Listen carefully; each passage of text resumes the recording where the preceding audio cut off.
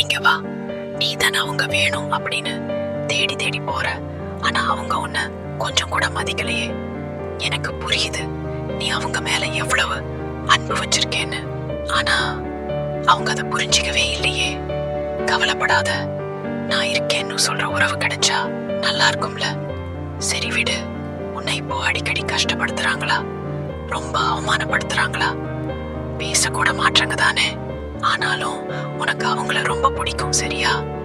உண்மையை சொல்ல போனா அவங்களுக்கு உன்னை பிடிக்கல, அதான் இப்படி நடந்துக்கிறாங்க. புரியுதா? அவங்க போகட்டும், விடு.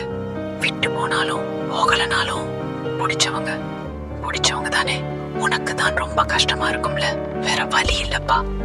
அவங்க நல்லா இருக்கணும்னு நீ ஆசைப்படுறதானே. அப்போ அவங்க போகட்டும், அவங்களாவது சந்தோஷமா இருக்கட்டும். விட்டு போகாதன்னு கெஞ்சறதால அவங்க இருக்க மாட்டாங்க, புரியுதா? அப்படி இருந்தாலும் பொய்யாகத்தான் இருப்பாங்க.